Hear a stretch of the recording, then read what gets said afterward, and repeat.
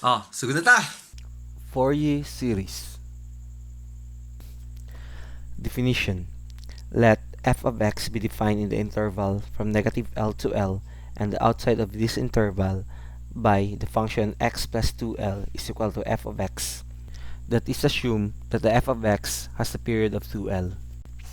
The Fourier series or Fourier expansion corresponding to f of x is given by the function of x is equal to a sub o divided by 2 plus the summation of an times cosine n pi x over L plus bn sine n pi x over L from n is equal to 1 to infinity, where the Fourier coefficients a sub o, a sub n, and b sub n are given as your a sub o is equal to 1 over L, the integral of f of x dx from limits of negative L to L, and your an is equal to 1 over L, integral of f of x times cosine n pi x over L dx, limits of negative L to L, and your bn is equal to 1 over L, integral of f of x sine n pi x over L dx from limits of negative L to L. Engineers in the field of electrical, electronics, communications, computer, and the like think of signals in terms of their frequency spectra and think of their frequency response. The Fourier series is used in continuous time signal analysis where the spectral representation of signals are discussed and the signals are expressed as a sum of sinusoids or exponentials. Fourier can show that a periodic signal can be represented as sum of sinusoids or exponentials of various frequency. This is an introduction of how to convert signals from analog to digital and from digital to analog. As you could see, a sine wave signal can be converted or can create square wave signal using your Fourier expansion. Shown above is your sine wave signal. By adding up all the sinusoids, you can create a square wave, as you can see.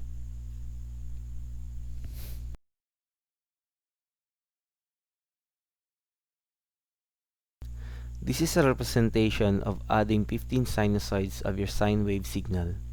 As you can see, your sine wave signal is now a square wave signal.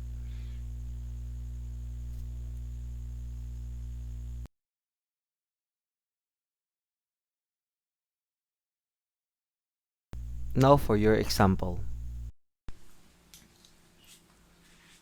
Solve for the Fourier series of the given graph below. So to solve your Fourier series, first we must find the equation of your function. That would be your f of x. Thus, your f of x has two equations known as your piecewise functions or piecewise function. That would be your f of x sub 1 and this would be your f of x sub 2. Your f of x sub 1 has a limits from negative pi to 0.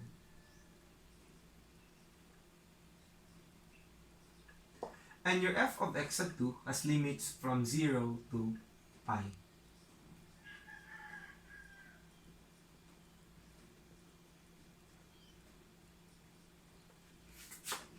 Now we need to solve for your f of x sub 1 and f of x sub 2.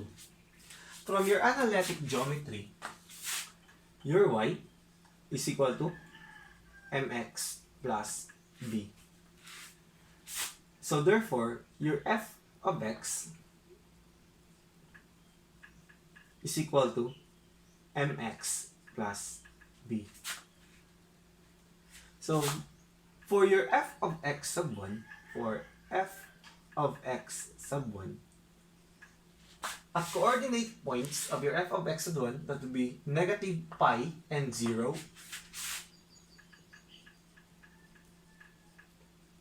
and 0 and pi. Therefore, your f of x sub 1 is equal to, your slope is equivalent to y sub 2 minus y sub 1 over x sub 1 minus x sub 2. This would be x sub 2 minus x sub 1 times x plus b. Substitute from your coordinates. Substitute the coordinates. Your f of x sub 1 is equal to y sub 2, that would be pi, minus y sub 1, which is 0, over x sub 2, that would be 0, minus x sub 1, that is negative pi,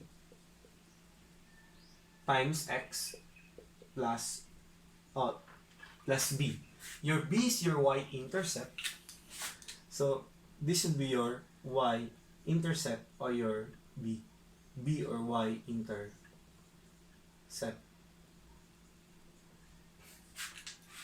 So plus pi.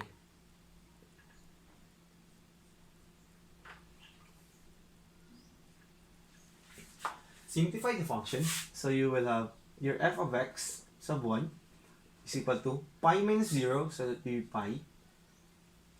0 minus negative pi, so that is positive pi, times x plus pi. So your f of x sub 1 is equal to x plus pi.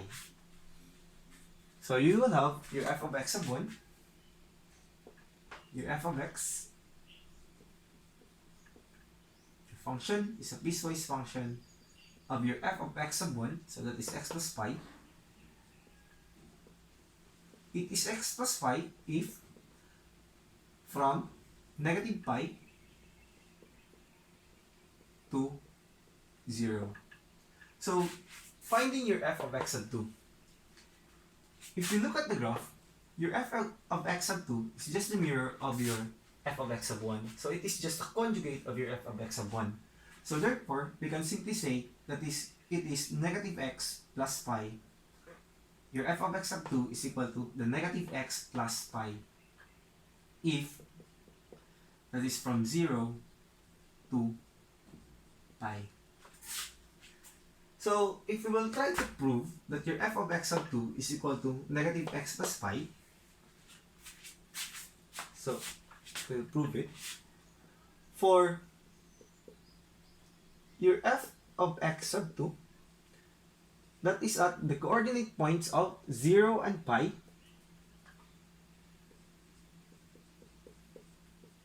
and pi and 0.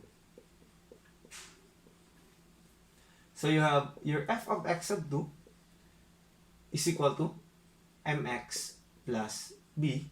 So your f of x sub 2 is equal to y sub 2 minus y sub 1 over x sub 2 minus x sub 1 times x plus your y-intercept. So that would be your f of x sub 2 is equal to your y sub 2 is equal to 0 minus y sub 1, that is pi, over x sub 2, so that is pi, minus x sub 1, which is 0, times x plus b. So your f of x sub 2 is equal to 0 minus pi, that would be negative pi, pi minus 0, so that is over pi, times x plus b. So your f of x sub 2, your b is equal to the y-intercept, looking at your graph, so that is pi plus pi, and this would be also plus pi. So your f of x sub 2 is negative pi divided by pi times x, so that would be negative x plus pi. So that would be your f of x sub 2. So therefore, we have now your f of x sub 1 and f of x sub 2. So we can solve for your a sub o, a sub n, and b sub n. So solve for a sub o. a sub n, and b sub n.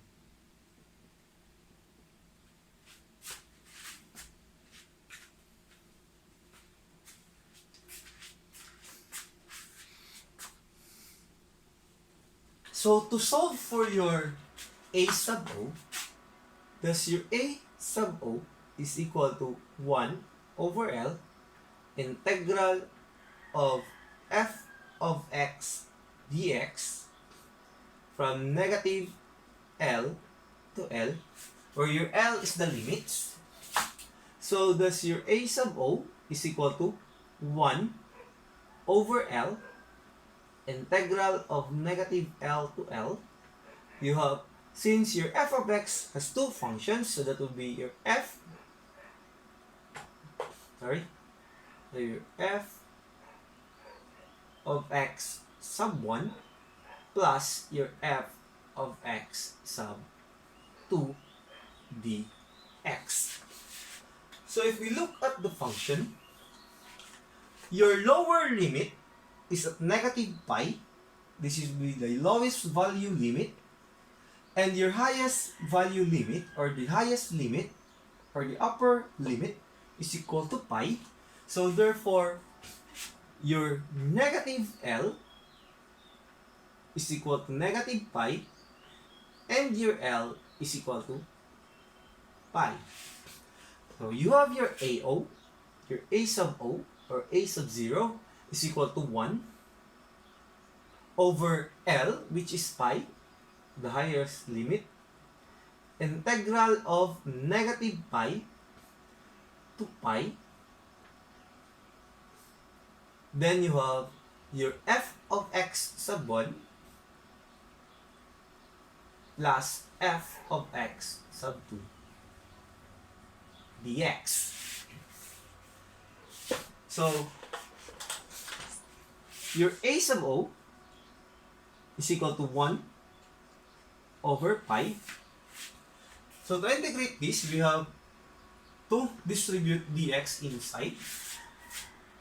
So you have two integrals. So you have the integral of f of x sub 1 dx plus the integral of f of x sub 2 dx.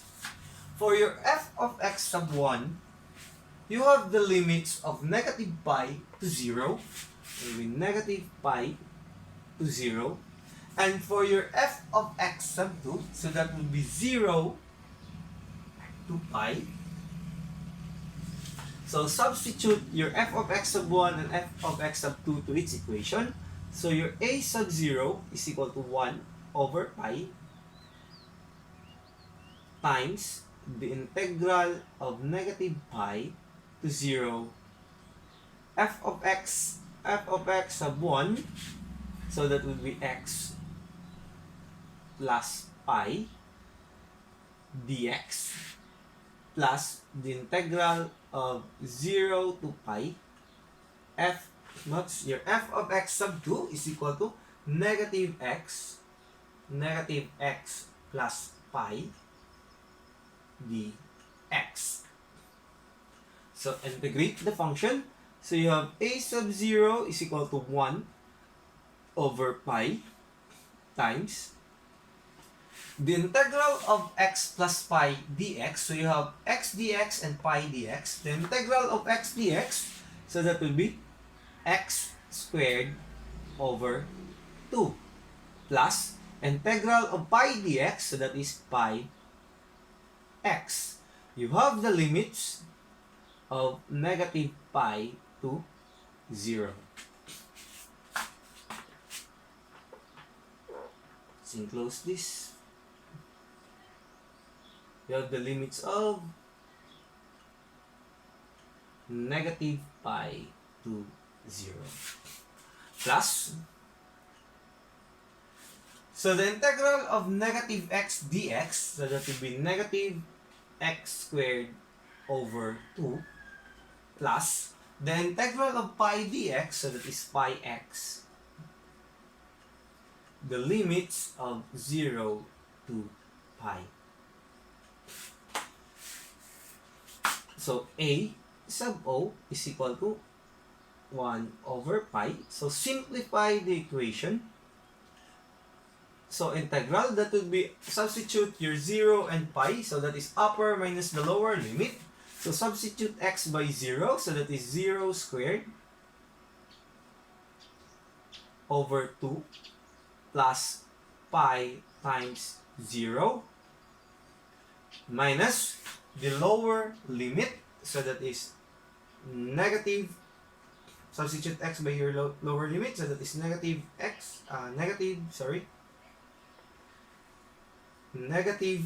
quantity negative pi squared over 2 plus pi times negative pi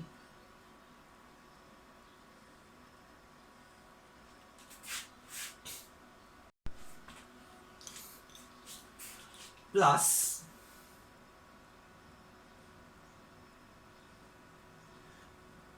for the second function, so you have negative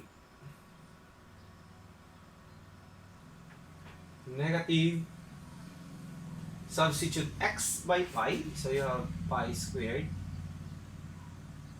over 2 plus you have pi times pi, upper minus lower, so minus negative substitute by 0, so that is 0 squared over 2 plus pi times 0. Then simplify the function, so that will be 1 over pi. Simplify the equation times 0 squared divided by 2, that is 0, plus pi times 0, so this will be equal to 0. So that will be 0 minus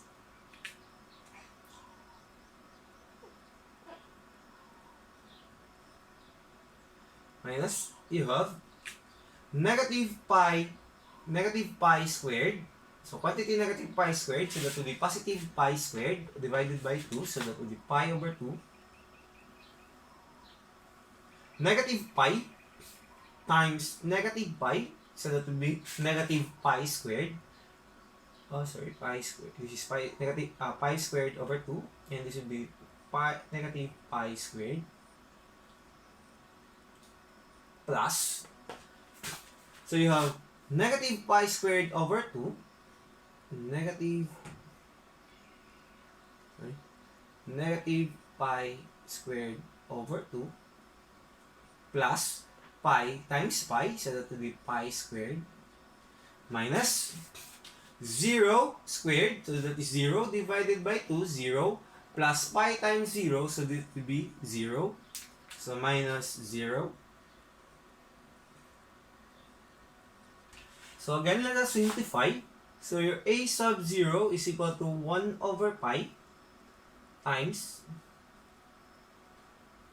you have 0 minus pi squared over 2 minus pi squared, so that will be negative pi squared over 2, negative pi squared over 2 plus, we have now negative pi squared over 2 plus pi squared, so that will be positive pi squared over 2 minus 0, so that will be positive, still positive pi squared over 2, so we plus positive pi squared over 2. So your a sub 0 is equal to 1 over pi. You have now 0 minus negative pi squared over 2, so that will be positive pi squared over 2. So plus pi squared over 2. So this would be equal to your pi squared over 2 plus pi squared over 2, so that is equal to pi squared. So you have pi 1 over pi times pi squared.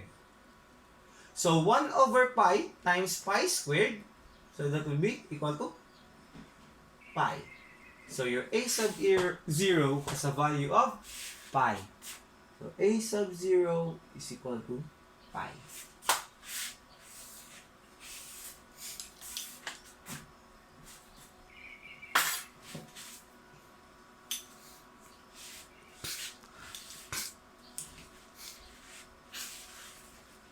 Okay, let's now solve for your a sub n. That's your a sub n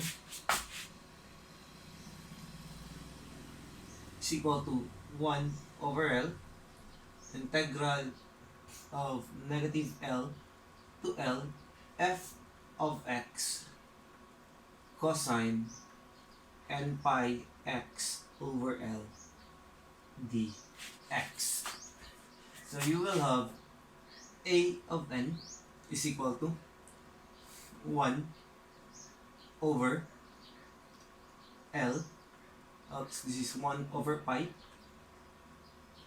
integral of negative pi to pi f of x sub 1 plus f of x sub 2 cosine n pi x over, so your L value is equal to pi times pi dx. So simplify, so you have a of n 1 over pi integral of negative pi to pi f of x sub 1 plus f of x sub 2 cosine n pi x divided by pi, so that would be equal to nx.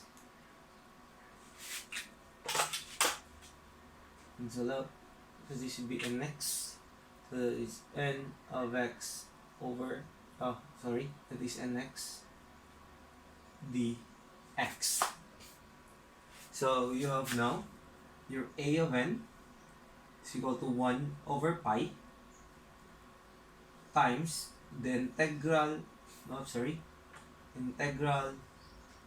of your f of x sub 1, which is x plus pi, same. So that is x plus pi cosine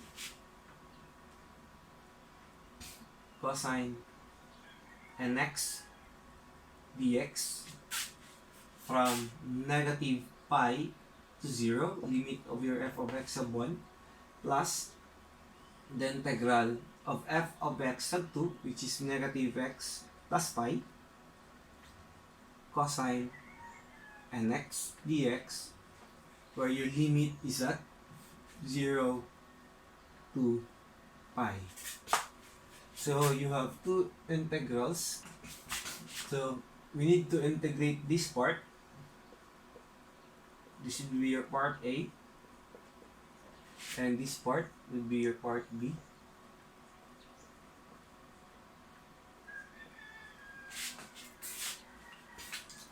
So you will have now an is equal to 1 over pi times, for part A,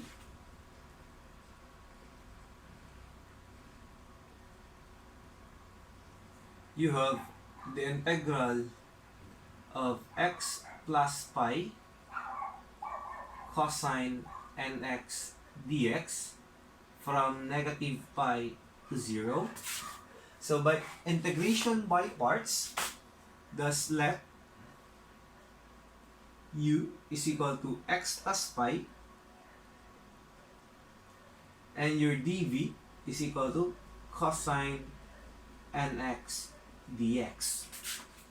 So your du is equal to derivative of your x plus pi, that is equal to derivative of x, so that is dx. Derivative of pi is 0, so it's 0. So dv, so find your b. So the integral of your cosine nx dx is equal to 1 over n sine n of x. So by integration of parts, so that would be u times v minus v du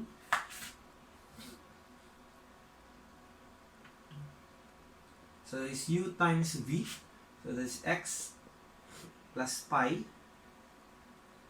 times 1 over n sine nx minus the integral of v du.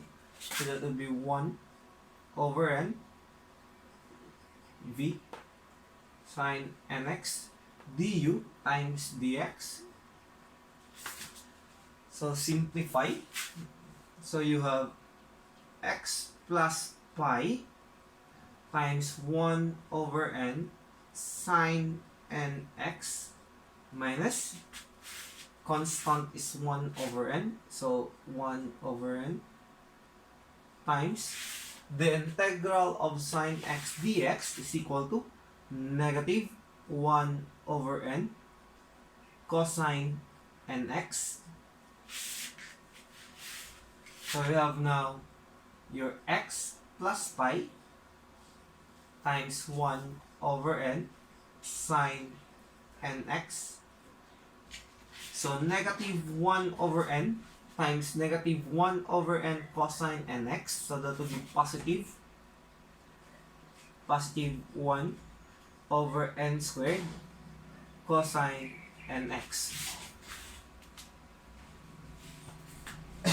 We must not forget the limit. So this should be the limit of negative pi to 0.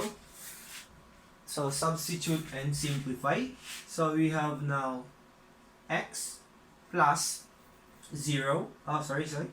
Substitute x by your limit. So that is 0 plus pi times 1 over n sine of n times 0. So that is sine 0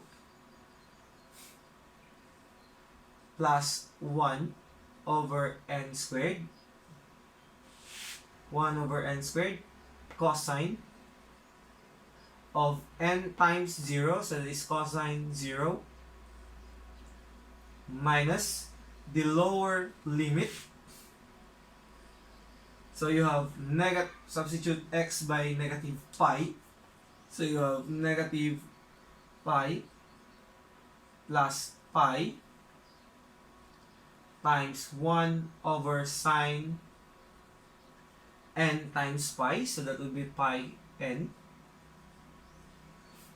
plus 1 over n squared cosine. You have n times negative pi. So this would be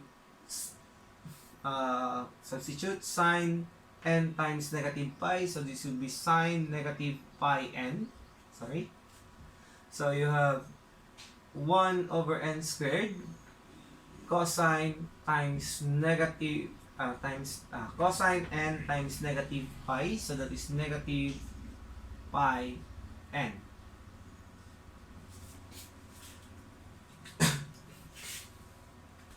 So 0 plus pi, so that is equal to pi. Sine of 0, so this would be equal to 0. 0 times pi, so that is equal to 0.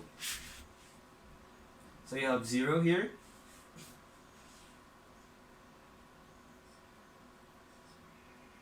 Plus cosine of 0, so that is equal to 1.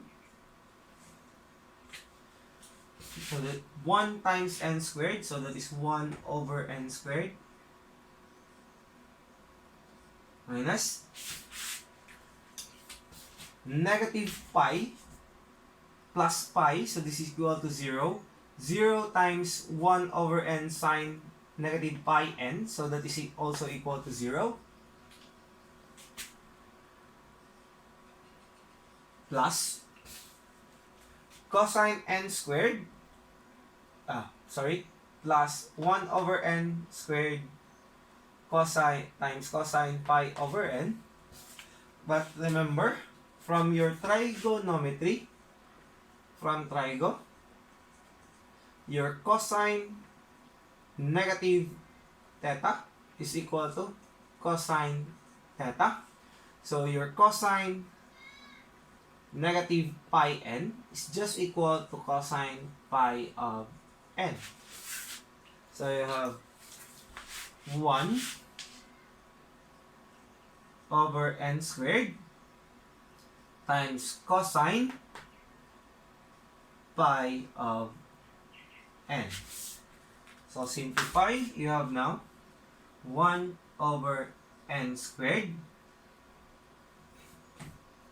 minus 0 plus 1 over n squared, this is 1 over n squared, minus 0 plus 1 over n squared times cosine pi n.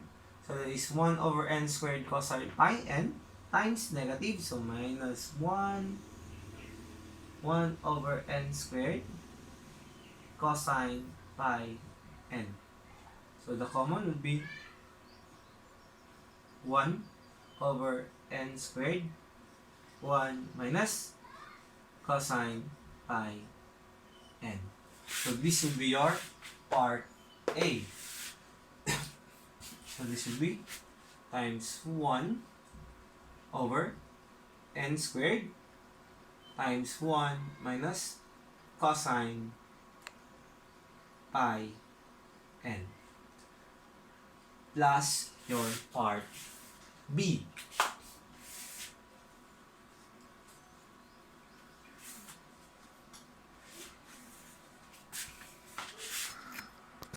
Now, for part B,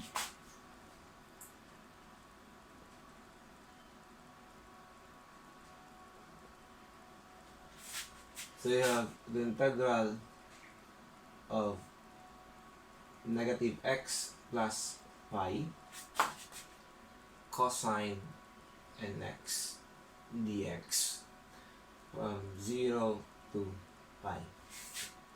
So let u is equal to negative x plus pi and dv is equal to cosine nx dx. Then you have the derivative of your u is equal to the derivative of negative x plus pi. The derivative of negative x is equal to negative dx. Derivative of pi is equal to 0. So, finding your v, derivative of cosine nx dx is equal to 1 over sine nx. So, by integration by parts, so you have u v minus integral of v du. So you have this equal to u times v, so that is negative x plus pi times v times 1 over n sine nx minus integral of v du, so minus integral of v sa 1 over n sine nx v du times negative dx. So simplify, so that will be negative x plus pi times 1 over n sine nx. So negative times negative, so that will be positive, plus constant 1 over n plus 1 over n integral of sine nx. Simplify. So you have now times negative x plus pi times 1 over n sine nx plus dx of dx, so plus 1 over n times, so you have integral of sine nx, so that will be negative sine negative cosine nx over n. So that is 1, negative 1 over n cosine nx. So simplify. X plus pi times 1 over n sine nx plus odds 1 over n times 1 over n times negative 1 over n cosine nx, so that is negative 1 over n squared cosine nx. Now don't forget the limit 0 to pi. So substitute the upper limit. Oops, this is negative x. Substitute the value of the upper limit there x. So that is negative pi for the upper limit plus pi times 1 over n times sine nx and n pi. So that is n times pi, so pi n or n pi minus 1 over n squared cosine n times pi, so pi n or n pi, it's the same, minus the lower limit, substitute x by 0, negative 0 plus pi times 1 over n sine n times 0, so that is 0, minus 1 over n squared cosine n times 0, so that is 0. So simplify the function. 0 plus pi, so that is 0 plus pi, so that is pi. 1 over n sine 0, sine of 0 is equal to 0, so 0 times pi, this will be equal to 0. Cosine 0, that will be equal to 1. So simplify the function. So you have, then you have negative pi plus pi, so this is equal to 0. 0 times sine, so this would be equal to 0. So you have now the remaining terms or the remaining values are negative. You have 0 minus 1 over n squared, so that's 1 over n squared cosine pi n.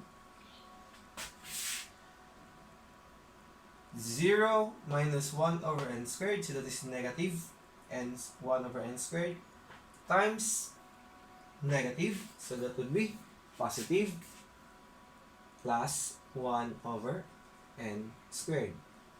Simplify, so you have 1 over, simplify 0 minus 1 over n squared cosine pi n plus 1 over n squared, so that is 1 over n squared minus 1 over n squared, 1 over n squared cosine pi n. Factor out 1 over n squared, so that is 1 over n squared times 1 minus cosine pi n. So for your part B, so this will be plus 1 over n squared times 1 minus cosine pi n.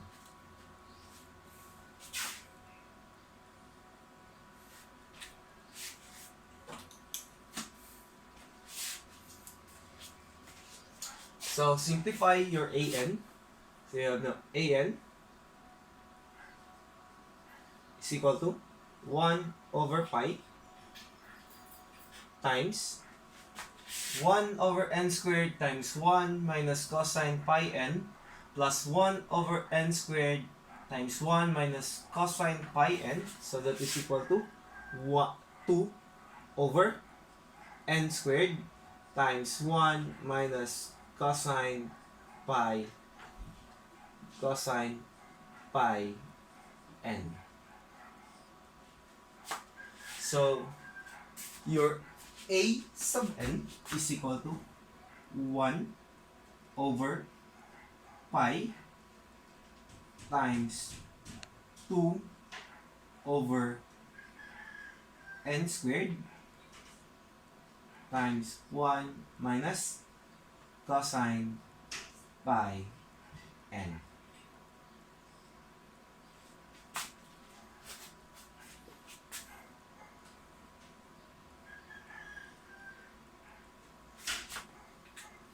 So that's it.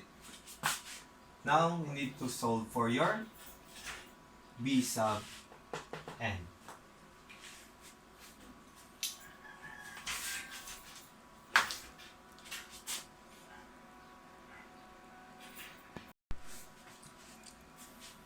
Now for your b sub n, you have bn is equal to 1 over L, the integral of f of x sine n pi x over L dx from negative L to L. Then substitute. So you have b sub n, b of n is equal to 1 over pi integral of negative pi to pi of f of x sub 1, f of x sub 1 plus f of x sub 2 times sine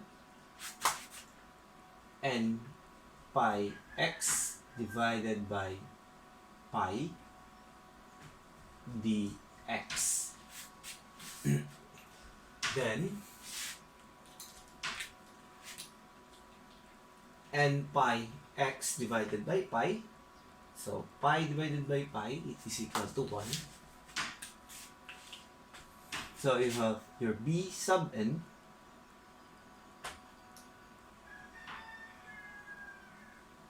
b sub n is equal to 1 over pi times the integral of your f of x sub 1 times sine nx dx. So your f of x sub 1, so that is x plus pi sine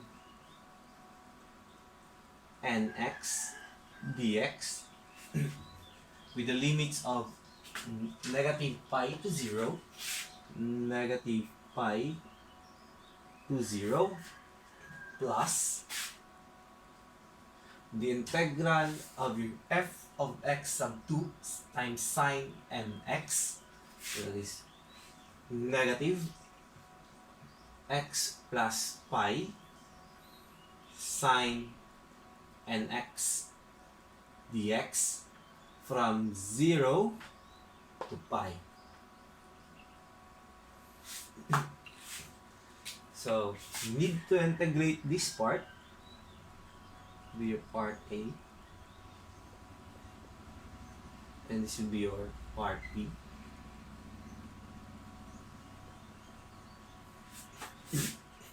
So for your part A,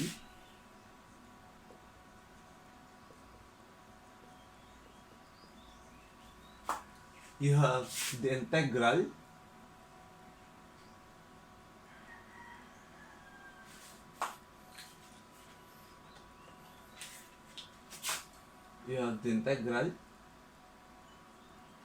of x plus pi times sine nx dx from negative pi to 0. Thus we must let u is equal to x plus pi Then your dv, integration by parts, sine nx dx. So sine nx dx. So the derivative of your u is equal to du. Derivative of x, so that is dx. Derivative of pi, 0. So we need to find your v. The integral of sine nx dx is equal to negative 1 over n cosine nx. So by integration by parts, that would be uv minus v du. So that is equal to integral by parts uv, so that is x, plus pi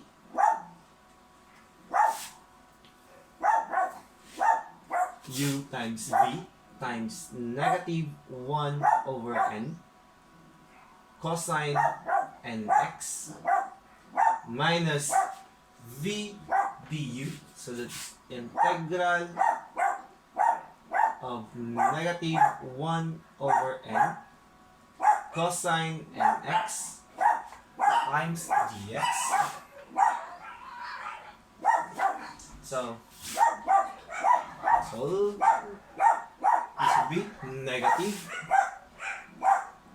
x plus pi times 1 over n cosine nx, constant negative 1 over n times negative, so that will be positive 1 over n integral of cosine nx dx.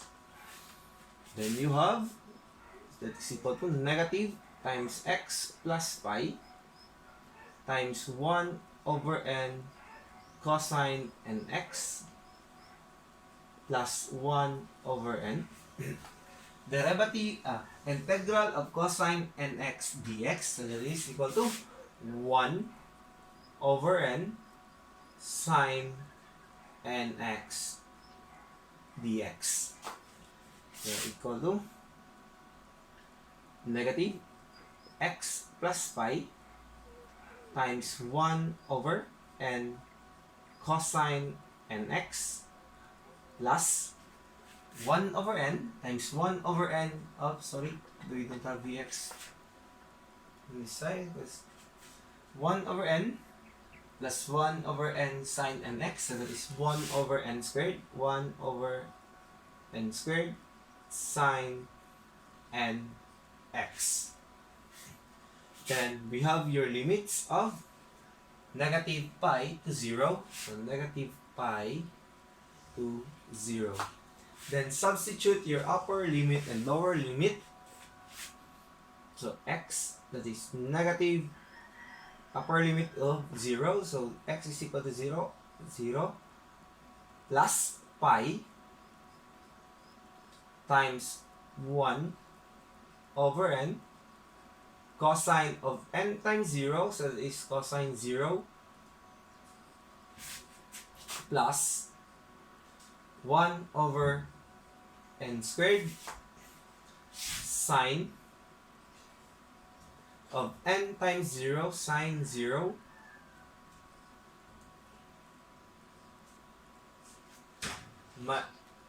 minus the lower limit, which is negative pi. That is negative times negative pi plus pi times 1. This is negative pi plus pi times 1 over n cosine nx, so that is cosine n pi, cosine n times negative pi plus 1 over n squared sine n times negative pi. So cosine of 0, 0 plus pi,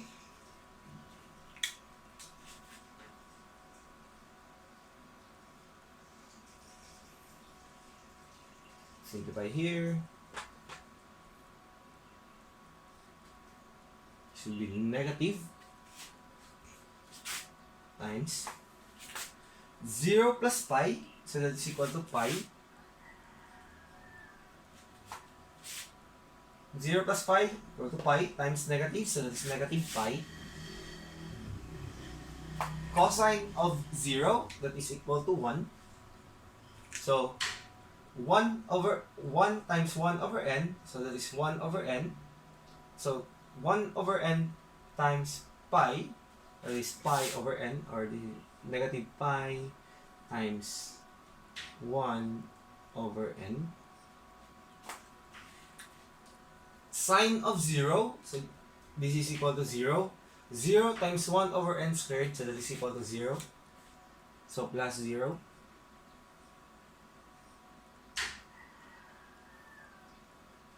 Minus.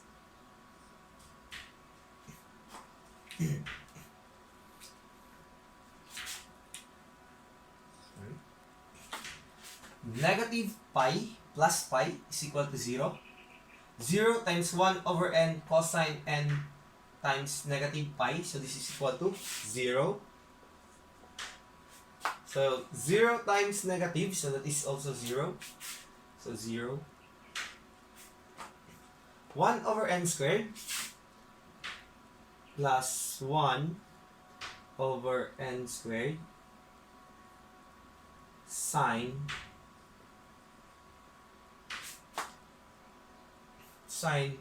n times negative pi, so it's negative n pi.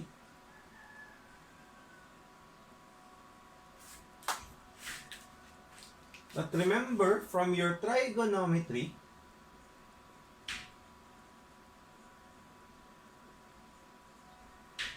your sine negative theta is equal to negative sine theta.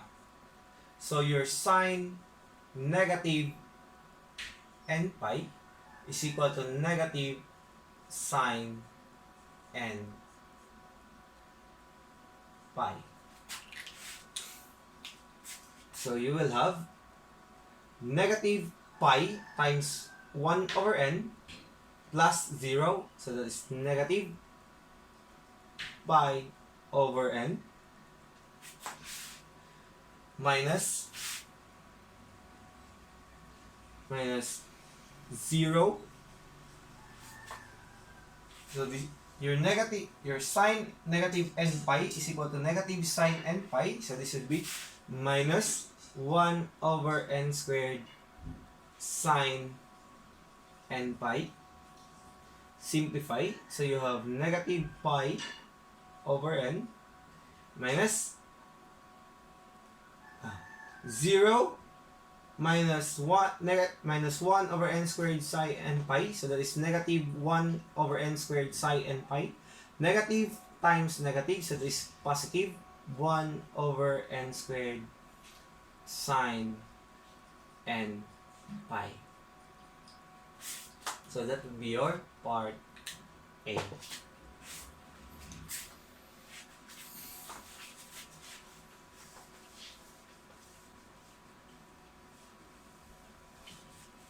So you have your B sub n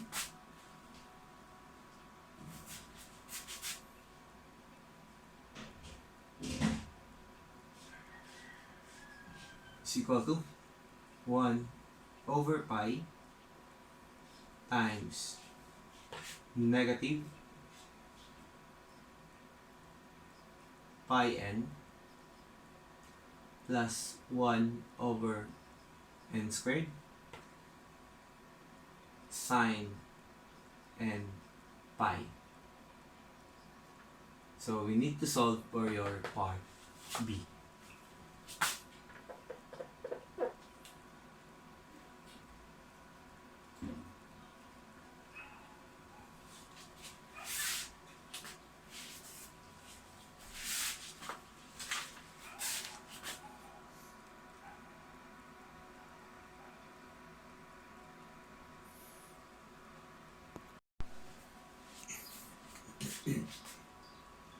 Now for your part B, so for part B,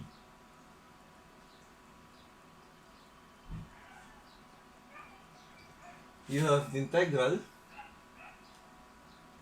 of negative x plus pi times sine nx dx from 0 to pi. So you let your u is equal to negative x plus pi, then your dv, still the integration by parts of sine nx dx. So the derivative of your u is equal to du. Derivative of negative x plus pi, so this is negative dx. Integral of dv is equal to v. The integral of sine nx dx, so that is equal to negative 1 over n cosine nx. So integration by parts, you have uv minus v du. So this will be equal to u times v, so that is negative x plus pi times negative 1 over n, negative 1 over n cosine nx minus v du. So minus the integral of v du, integral of negative 1 over n cosine nx dx. Oh, sorry. This is negative dx.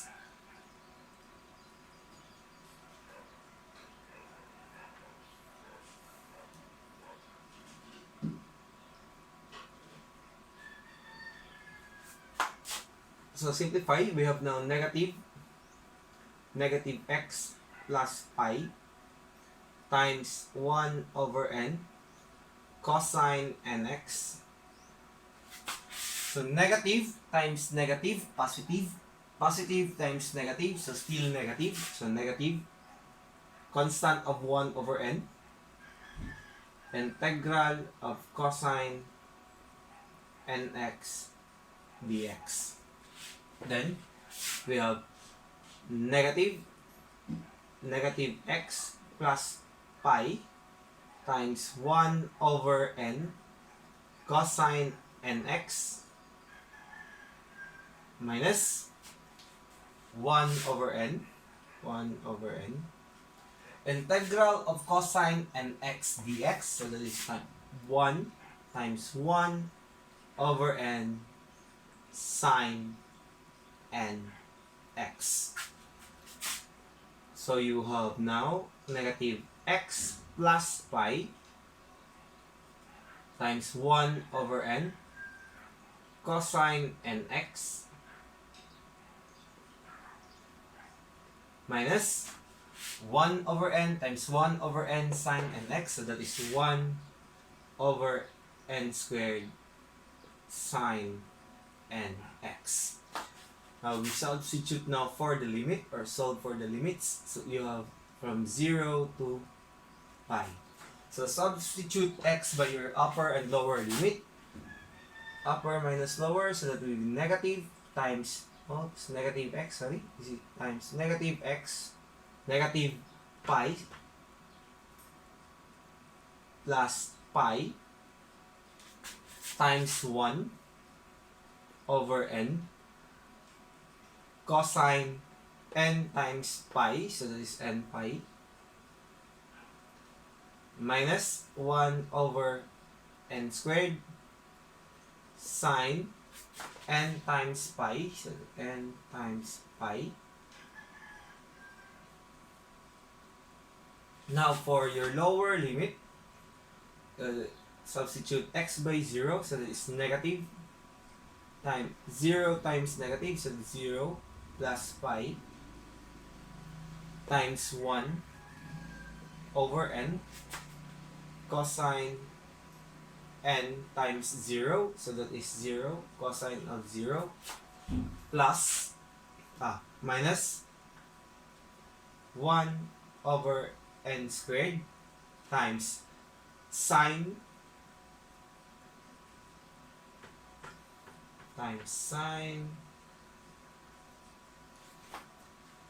n times 0, so that is sine 0. Then simplify the function. So you have now negative pi plus pi, so this is equal to 0. So 0 times 1 over n cosine n pi, so that is 0. 0 times negative, so that is equal to 0. So 0 minus, you will have 0 minus 1 over n squared sine n pi, 1 over n squared sine n pi minus 0 plus pi, so this is equal to pi, cosine of 0, so that is equal to 1. So pi plus pi times cosine 0, that is equal to 1. So 1 times 1 over n, so that is 1 over n. 1 over n times pi, so that is pi over n times negative, so that is negative pi over n. Negative pi over n. Minus 1 over n squared times sine 0. Sine of 0 is equal to 0. So 0 times 1 over n squared, so that is equal to 0. Simplify the term. So you will have now 0 minus 1 over n squared sine n pi, so that is negative 1 over n squared sine n pi. Negative pi over n minus 0, so that is negative pi over n. Negative pi over n times negative, so that is positive plus pi over n. Or simply, that is pi over n minus 1 over n squared sine n pi. So this will be your part B, plus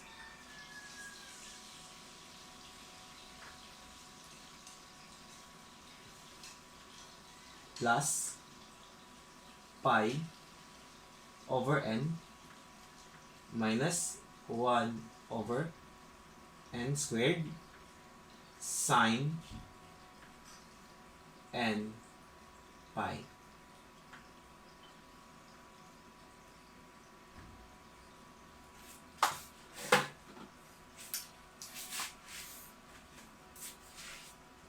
So we now have your equation of Bn. Now simplify the terms. So Bn, or simplify, equal to 1 over pi times, this would be negative pi n plus 1 over n squared sine n pi plus pi over n, negative times positive, still negative, negative 1 over n squared sine n pi. So your B sub n is equal to 1 over pi negative pi over n plus pi over n, so that is equal to 0. 1 over n squared sine n pi minus 1 over n squared sine n pi, so that is equal to 0. So 0 plus 0 is equal to 0. 0 times 1 over n pi, so that is equal to 0. So your B of n is equal to 0. So you have your b of n, which is equal to 0. So you have now your a sub o, a sub n, and b sub n. So we can now solve for your Fourier series.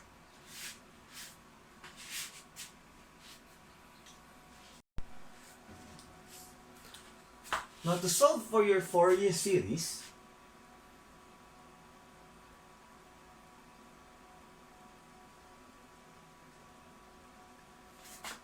you have f of x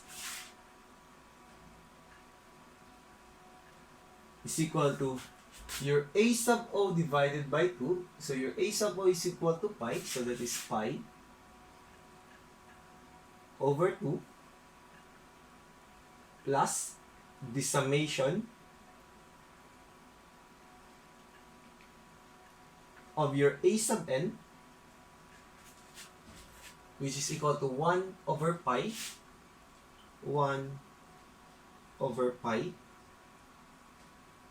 times 2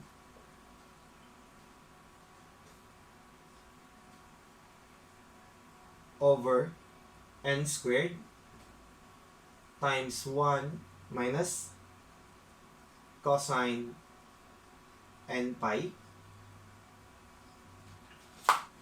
So that is your an times cosine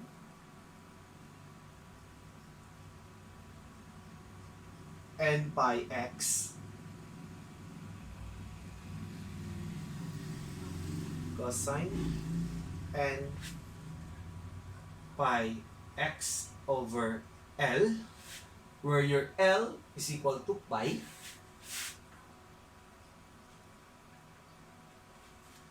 plus b sub n,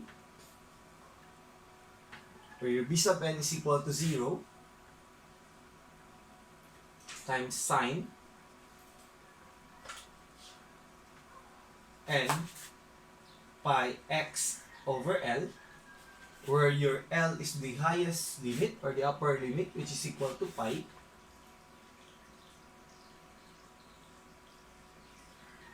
so simplify your function.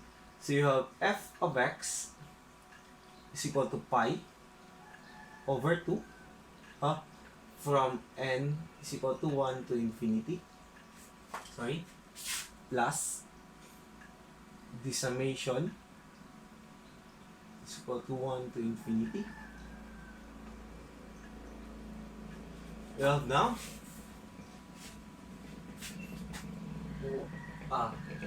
1 over pi times 2, 1 over pi constant of 2, same, so it is 2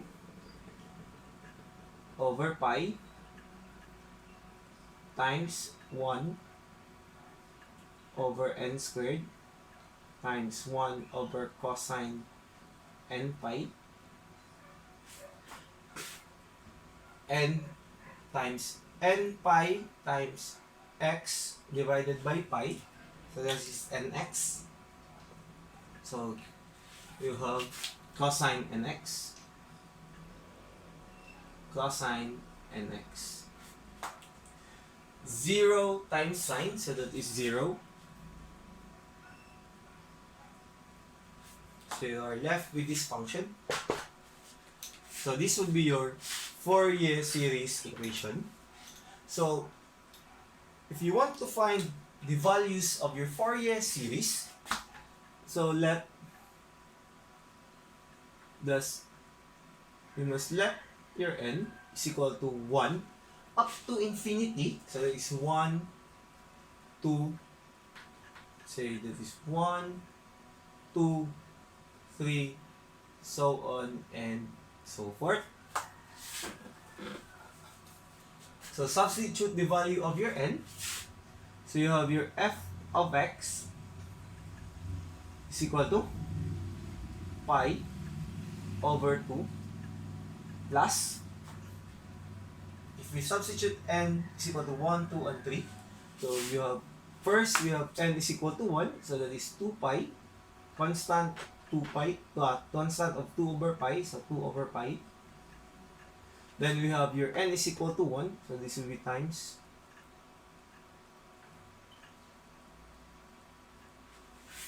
You have 1 over n squared, where n is equal to 1, so that is 1 over 1 squared times 1 minus cosine pi times cosine x times cosine x times cosine x plus, when n is equal to 2, so you have 1 over 2 squared, 1 over 2 squared times 1 minus cosine 2 pi plus times cosine 2x plus,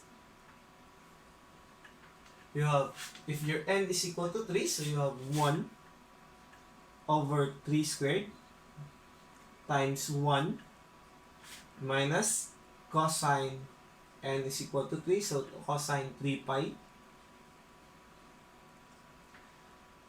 times cosine 3x plus, so on and so forth. So we must now simplify the term. So your f of x is equal to pi over 2 plus 2 over pi, 2 over pi,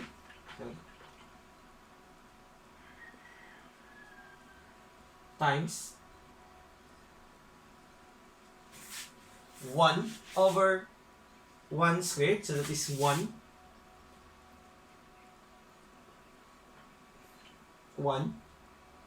times 1 times 1 minus cosine of pi, so that is negative 1, so you have 1 times 1 times 1 minus cosine of pi, so times negative 1 cosine of x plus, we have 1 over 2 squared, so 1/4 times 1 minus cosine of 2 pi, so that is positive 1, so minus 1 cosine 2x plus 1 over 3 squared, so 1 over 9 times 1 minus cosine of 3 pi, so this is negative 1 minus negative 1 cosine 3x plus, so on and so forth. So still simplify the function. So you have your f of x is equal to pi over 2 plus 2 over pi times negative 1 minus negative 1, so it is equal to 2. 2 times 1, 2. 2 times cosine x, so that is 2 cosine x. 2 cosine x plus 1 minus 1, so that is equal to 0. 0 times 1/4, still 0. 0 times cosine 2x, so that is 0.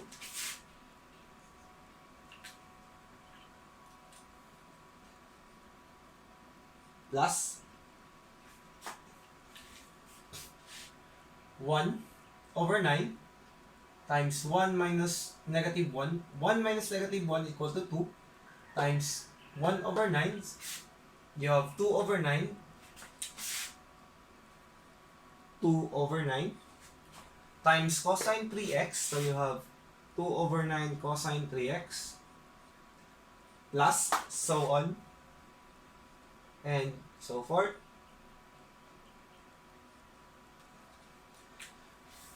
Simplify the function. So you have your f of x is equal to pi over 2 plus 2 over pi times 2 cosine x plus 2 over 9 cosine 3x plus the so on and so forth. So simplify the equation.